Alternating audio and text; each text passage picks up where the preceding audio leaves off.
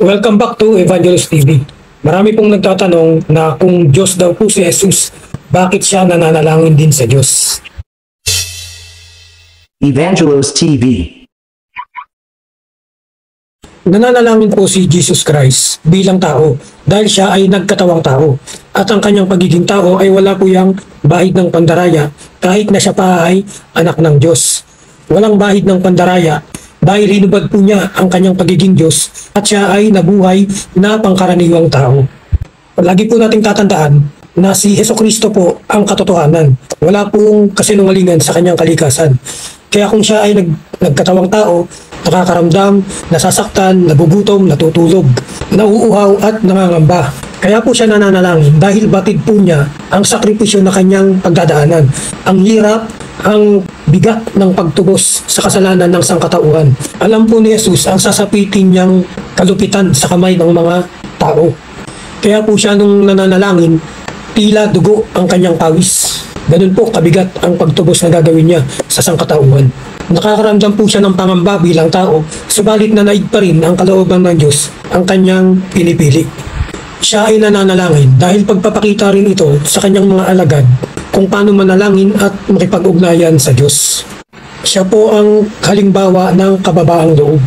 And lastly, nananalangin po si Jesus dahil dun po siya nagmula po siya sa langit. So kilalang kilala po niya, siya po ang natatanging higit na nakakakilala at nakakakita sa Ama. At dahil sa langit siya nagmula, sa Diyos siya nagmula, batid niya, alam niya ang kadakilaan, ang kalwalatian, ang walang hanggang kapangyarihan ng Diyos. Alam niya yung gap o yung distansya ng pagiging tao sa pagiging Diyos. Dahil yun ang kanyang kalikasan. Siya ay anak ng Diyos and at the same time anak ng tao. Kaya po siya tinawag na begotten son or bugtong na anak. Nakikita niya, kilala niya kung gaano kalaki ang Diyos. Kung paano ba ang makapangyarihang Diyos. Kung paano ang walang hanggang kapangyarihan. Kaya alam niya bilang tao kung ano dapat ang ginagawang pakikitungo ng isang tao sa makapangyarihang Diyos. Pero hindi po ibig sabihin nun na hindi na siya Diyos. Dahil si Jesus Christ po, nature niya or kalikasan po niya ang pagiging Diyos. Dahil anak siya ng Diyos, the same time anak ng tao. Jesus Christ is God in the flesh. Summary po natin. Si Jesucristo po ay nananalangin sa Diyos bilang tao. Dahil siya po ay nagkatawang tao. Ikalawa po, upang magbigay ng halimbawa sa kanyang mga alagad kung paano manalangin. Kung paano ang tamang pagkipag-ugnayan sa Diyos.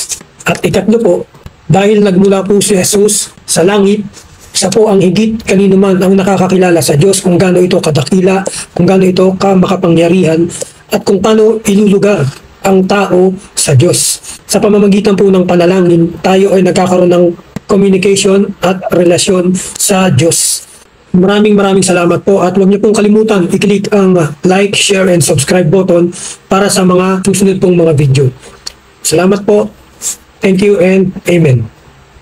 God bless.